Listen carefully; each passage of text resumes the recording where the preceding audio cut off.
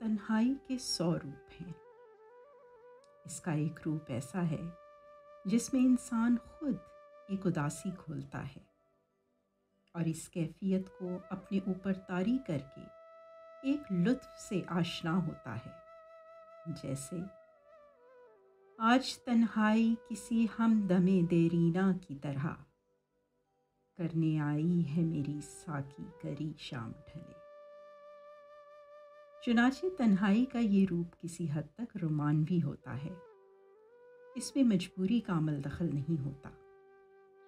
ایک تنہائی روح کی ہوتی ہے اور یہ سانس کی عطا کے ساتھ آپ کے نصیب میں لکھ دی جاتی ہے۔ اس پر اختیار نہیں ہوتا، یہ ودیعت کردہ ہوتی ہے اور یہ انسان کو اس کائنات کی وسعت میں اس کے ذرہ وجود کا احساس دلاتی ہے کہ تمہاری حیثیت اس جہان رنگ و بو میں کوئی حیثیت نہیں رکھتی۔ تنہائی کبھی اس سرشاری کی جستجو میں اختیار کی جاتی ہے جو صرف خالق کی قربت کو حاصل کرنے کے لیے خلق سے جدا ہونے کی صورت میں ہی نصیب ہوتی ہے۔ ایک جغرافیائی اور نسلی تنہائی ہوتی ہے جس کے نتیجے میں انسان اپنے قبیلے سے کٹ جاتا ہے۔ کہا جاتا ہے کہ انسان صرف تنہائی میں ہی ارتقاء کی منازل طے کرتا ہے، کہ وہ سب سے الگ ہو کر ہمہ وقت ایک سوچ میں مبتلا رہتا ہے اور کسی نہ کسی نتیجے پر پہنچ جاتا ہے۔ جتنے بھی تخلیقی ذہن ہوتے ہیں، وہ ادیب ہوں یا سائنسدان، صرف تنہائی میں ہی اپنے من میں ڈوب کر ہی سراغ زندگی پاتے ہیں، اور تو اور صرف تنہائی میں ہی پیغمبری اترتی ہے۔ بے شک آخری تنہائی قبر کی ہوتی ہے جو ہم سب کا مقدر ہے، لیکن ان سب میں سے اذیت ناک آخری برسوں کی تنہائی ہوتی ہے، جب انسان فنا کے آخری کناروں پر آ کھڑا ہوتا ہے اور اسے کچھ پتہ نہیں ہوتا کہ کب اذن ہو جانا ہے، کہ زمین پر تمہارے دن پورے ہو گئے اور وہ فنا کی تاریک کھائی میں گر کر معدوم ہو جاتا ہے۔ چلیے، یہ سب تو قدرت کی جانب سے ودیعت ہو چکا۔ عمر کی گزران پر کسی کا اختیار نہیں، لیکن میرے نزدیک یہ تنہائی تب مزید اندوہناک ہو جاتی ہے جب انسان اپنے آخری برسوں میں اپنے وطن سے دور کسی اجنبی سرزمین پر اس سے دوچار ہوتا ہے۔ اپنے وطن میں چاہے وہ کتنا ہی بوڑھا کیوں نہ ہو جائے، اس کے آس پاس اپنے لوگ ہوتے ہیں، اپنی زبان اور اپنی ثقافت کی مہک ہوتی ہے، اپنے موسموں میں دن رات کرتا ہے جن سے اس کی بچپن سے آشنائی ہے، یہاں تک کہ وہ اپنے وطن کے پرندوں کی بولی سمجھتا ہے اور وہ پرندے بھی اس سے شناسا ہوتے ہیں۔ دیار غیر میں آپ بے شک زندگی کا بیشتر حصہ بسر کر لیں، آپ کبھی بھی وہاں کے موسموں، زبان اور ثقافت سے ہم آہنگ نہیں ہوتے، اجنبی ہی رہتے ہیں۔ جوانی تو گزر جاتی ہے، لیکن عمر کے آخری ایام میں پرائے دیس میں ہونا ایک عذاب سے کم نہیں۔ چونکہ میں بھی عمر کے آخری حصے میں پہنچ چکا ہوں، اس لیے اس بار امریکہ میں مجھے پہلی بار احساس ہوا کہ میں کتنا خوش نصیب ہوں کہ میں اپنے وطن میں اپنی آخری برس بسر کر رہا ہوں۔ میں نے وہاں بہت سے اپنے ہم عمروں کو دیکھا، بلکہ اپنی عمر سے کم کے لوگوں کو دیکھا جو تنہائی کا شکار ہو کر کچھ مجذوب سے، کچھ گمشدہ سے ہوتے جا رہے ہیں۔ ایک مدت سے امریکہ میں مقیم ہیں، لیکن اس عمر میں آ کر وہ اس تنہائی کا شکار ہو گئے ہیں جو صرف دیار غیر میں پاکستانی بوڑھوں پر نازل ہوتی ہے، اور وہ کسی حد تک بہک جاتے ہیں۔ میں 2-3 ایسے دوستوں سے ملا جن کے ساتھ پہلی ملاقات تقریباً 15 برس پیشتر ہوئی تھی۔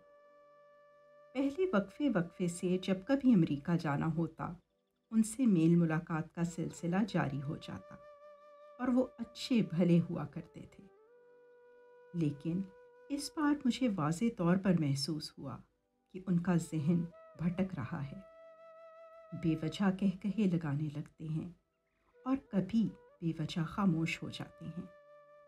ان میں سے بیشتر کی آل اولاد رزق روزگار کے سلسلوں میں ان سے بچھڑ چکی ہے اور وہ تنہا رہتے ہیں۔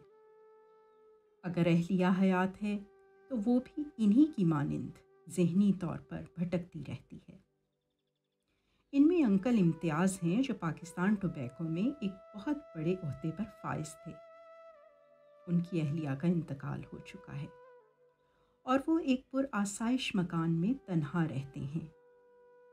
ایک بیٹی کبھی کبھار آ نکلتی ہے، بیٹے بہت ہوا تو کسی عید پر کسی دور کی ریاست سے آئے اور اگلے روز چلے گئے۔ انکل ممتاز کا گھر ان نوادرات سے بھرا پڑا ہے جو دنیا بھر کی سیاحت کے دوران انہوں نے جمع کی تھی۔ وہ کسی نہ کسی بات پر اٹک جاتے ہیں۔ تارڑ صاحب، میں نے یہ روغنی تصویر تبت کے ایک بھکشو سے خریدی تھی۔ 5 منٹ کے بعد پھر مسکراتے ہوئے کہیں گے، تارڑ صاحب، میں نے یہ روغنی تصویر تبت کے ایک بھکشو سے خریدی تھی۔ کچھ دیر بعد آپ کا ہاتھ پکڑ کر پھر اسی تصویر کے پاس لے جائیں گے، تارڑ صاحب، میں نے کبھی میرے سفر ناموں پر اٹک جائیں گے کہ تارڑ صاحب، آپ کے سفر نامے پڑھ کر میں نے دنیا دیکھی۔ وقفے کے ساتھ وہ یہی فکرہ دہراتے چلے جائیں گے، اکیلے بیٹھے ٹیلی ویژن کو تکتے رہیں گے اور ٹیلی ویژن کی سکرین سیاہ ہے۔ ایک اور صاحب ہیں احسان نام کے، بیگم ماشاءاللہ حیات ہیں، پاکستان میں مجھ سے ملنے کے لیے بھی آئے تھے، ہر تقریب ہر دعوت پر پہنچ بھی جاتے ہیں۔ بچے ان سے ملنے آتے ہیں تو ان کے بچوں کو سرزنش کرتے ہیں کہ تم اسلام کے بارے میں کچھ نہیں جانتے اور خفا ہو جاتے ہیں۔ ایک روز ان کا فون آیا، کہنے لگے، تارڑ صاحب، آپ سے ایک ضروری کام پڑ گیا ہے، پاکستان میں اپنے 2-3 جاننے والوں کے فون نمبر دیجیے، ایسے لوگ جن کے ساتھ میں فجر کی نماز کے بعد کم از کم 1 گھنٹہ باتیں کر سکوں۔ عجیب سی فرمائش تھی۔ میں نے کہا، احسان صاحب، آپ اپنے عزیزوں یا دوستوں کے ساتھ فون پر باتیں نہیں کر لیتے؟ کہنے لگے، تارڑ صاحب، میں انہیں صبح سویرے روزانہ فون کرتا ہوں تو وہ ناراض ہو جاتے ہیں، پتہ نہیں کیوں، اور اگر بات کر لیں تو صرف 2-3 منٹ، 1 گھنٹہ کوئی بات نہیں کرتا۔ جب میں نے معذرت کی کہ احسان صاحب مشکل ہے، تو خفا ہو کر بولے، کیوں؟ میں نے کہا، وہاں کے بوڑھوں کو اور بہت سے کام بھی ہوتے ہیں، مثلاً پوتے پوتیوں سے کھیلنا، بازار سے سبزی اور پھل وغیرہ لانا، عزیزوں رشتہ داروں سے ملنا وغیرہ۔ احسان صاحب نہایت سنجیدگی سے کہنے لگے، ان کے پاس موبائل تو ہوں گے، بازار جاتے ہوئے مجھ سے باتیں کر لیں، لیکن کم از کم 1 گھنٹہ، اس سے کم نہیں۔ میں کئی بار تلمیذ حقانی کا تذکرہ کر چکا ہوں، جسے بڑھاپے میں لاہور چھوڑ کر ٹورانٹو میں اپنے بیٹے کے پاس جانا پڑا۔ وہاں وہ ان لوگوں کی تلاش میں مارا پھرتا جو اس کے ساتھ لاہور کی باتیں کریں۔ اس کی موت میں بیماری کے علاوہ لاہور سے بچھڑنے کا غم بھی شامل تھا۔